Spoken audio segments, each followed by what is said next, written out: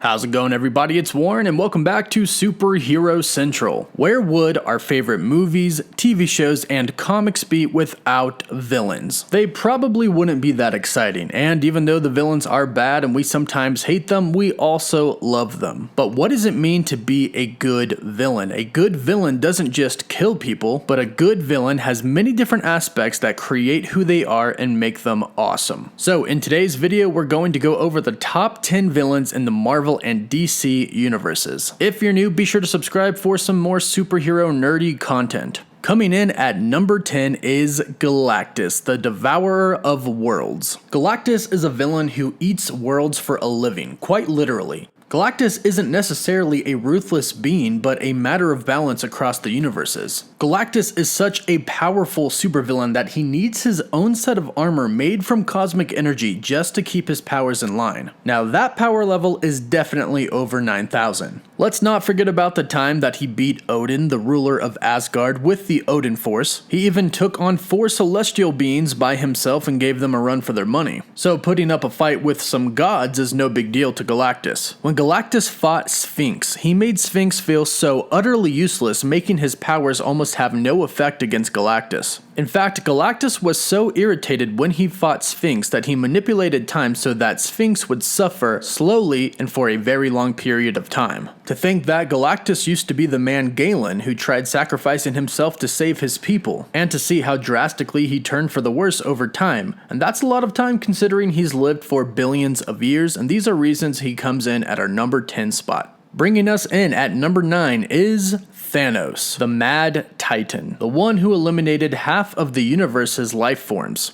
Thanos is the person who dissected his own mother and then later killed his father. And not to mention killing pretty much the only person he's loved besides death, his daughter Gamora. In the comics, Thanos truly is a mad titan, killing half of the universe just to impress his lady, Lady Death. Eliminating half of the universe is really awful, but in the Marvel Cinematic Universe, Thanos actually believes he's doing the right thing for humanity. Wiping out half of the universe's population would take an immense amount of justification if you would ever or could ever justify it, but yet Thanos does it in his own way. Even when fighting a ton of our greatest superheroes, he reduced his power to give them a better fight, but still killed many of the Avengers, and that's why he takes his spot at number 9.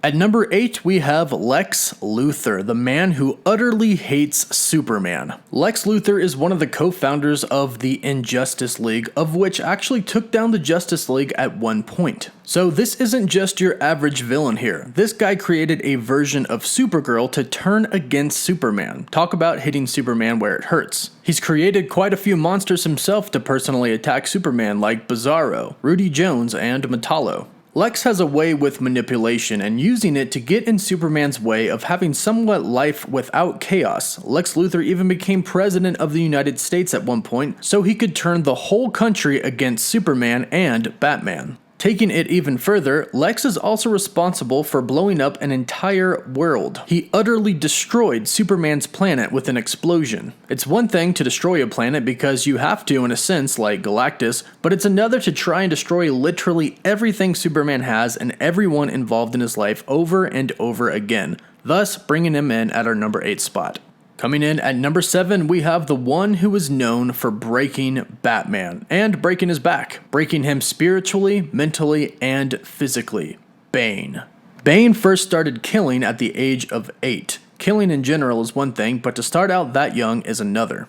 Bane is huge and massively strong, but he's also very, very intelligent. In fact, he's a genius, which gives him brains and bronze, which make him a super villain. With the drug Venom that he has to take, basically being creatine, it makes him insanely strong. Not to mention, without the drug, he can already lift about 1,500 pounds. Now that's a swole villain if I've ever seen one. And the venom that he takes is not the alien symbiote, just to clarify, and doesn't his mask just fit right in his villain scheme?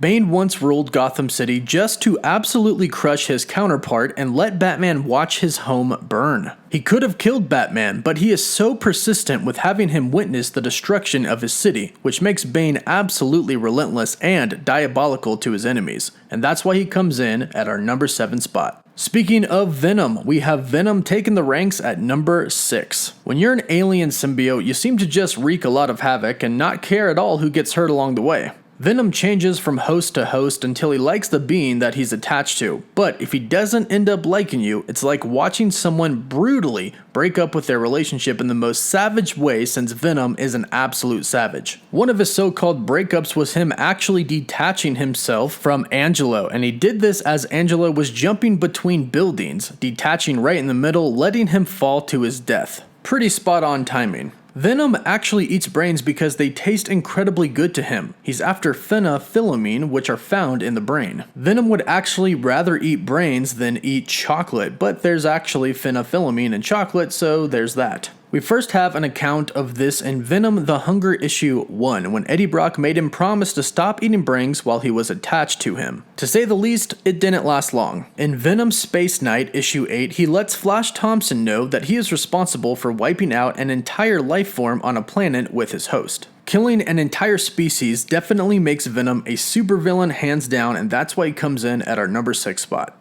At number 5, we have Ra's al Ghul, the legend who got his name by slaughtering an entire city. Ra's al Ghul is cunning and patient, which makes for a fierce villain, not to mention he jumps into Lazarus Pit to have an extended life, but with a kick of intense madness that eventually takes him over, which leads him at the head of the League of Assassins. Can you just imagine having a ton of ninja assassins at your own command? Pretty intense stuff. Ra's al Ghul is a villain that keeps on going, eventually to the point to where he wants to wipe out the entire Earth because he thinks that it's very polluted. So Batman has to step in and try to stop him, but Ra's al Ghul actually trained Batman, so there's that. In Raz's mind, he's trying to do what he believes to be a righteous act by slaughtering literally everybody, so it hits you in the feels to know that he's being genuine, if you can even be that at that point. Ra's al Ghul is a person who invented germ warfare, so he's actually insanely smart. And guess what? He can also transfer his soul to other bodies. Good luck killing him. At number 4, we have the Green Goblin, and practically everyone knows of or has heard the name the Green Goblin. Just imagine Captain America gone wrong. He was injected with a serum to increase his abilities, increase strength, increase healing, and intelligence.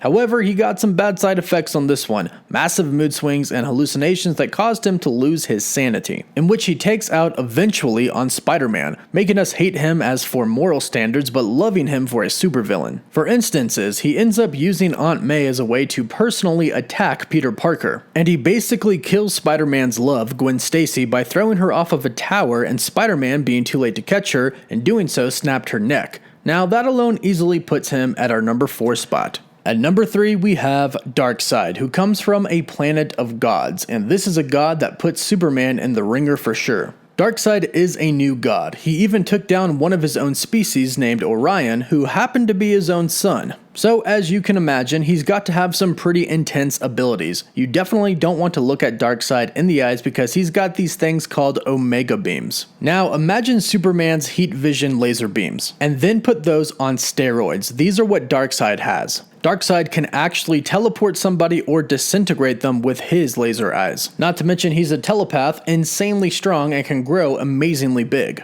He has a past to say the least, since he's destroyed an entire world before and seeks nothing but power and dominion of every single being in the universe. And not to mention, he took on the entire Justice League by himself, and all of these reasons are why he happens to land on our number 3 spot. Coming in at our number 2 spot, we have Magneto. Don't we just feel pulled in by this guy, especially if we're wearing metal? You don't just go around and try to pick a fight with somebody who built an entire mutant army. Take away his army and just leave him be alone, the man can take on armies with just himself, and he actually has won. The thing is, with Magneto, we can't help but to feel for him, when in his eyes he's just trying to do the right thing by protecting his own mutant kind. And let's face it, who wouldn't want to go on a rampage after their wife and kid are killed? But he doesn't just want to protect mutants, he wants to get rid of humankind because he believes them to be inferior, or in this case, parasites. We know that he can control metal, but there's just so much more to him than that. He doesn't just mess up Wolverine on the spot in an instant, he tortures him instead. And he can do damage instantly to any human really, because every human has iron in their blood. So a person doesn't actually have to be wearing metal for Magneto to absolutely destroy him. He doesn't just have the power, but he also has the brains, which are well protected under his helmet. Then you have Mother Nature, who got a massive rude awakening by Magneto when he set off her magnetic poles by reversing them, causing absolute devastation to the Earth. When he was young, he stood up for the very thing he ended up standing against later in his years. So it's a tug and pull at the heart with Magneto, and that's why he comes in at our number 2 spot.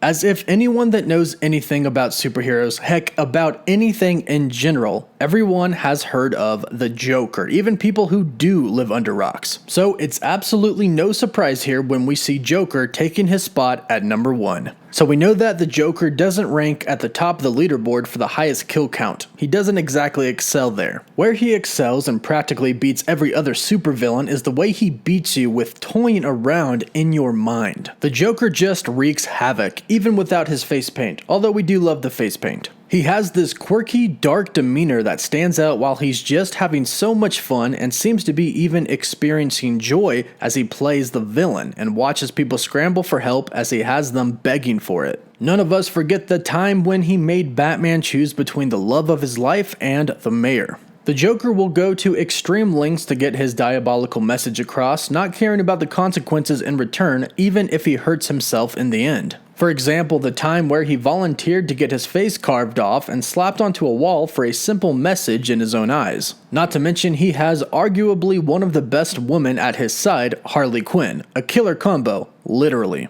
If this isn't enough for you to see that this guy is hands down the best of the worst, do you remember my last video here? Well, I'll remind you that it might have mentioned the Joker getting Superman to kill Lois Lane. Yes, that actually happened. And this is why the Joker, hands down, comes in at our number 1 spot here on the list. Hope you guys enjoyed this video, and if you did, be sure to give it a like and subscribe so you don't miss out on any other superhero facts to come. And if you have any suggestions for a future video of mine, be sure to leave your suggestions in the comments down below. As always, this is Warren, and thanks so much for joining me here at Superhero Central.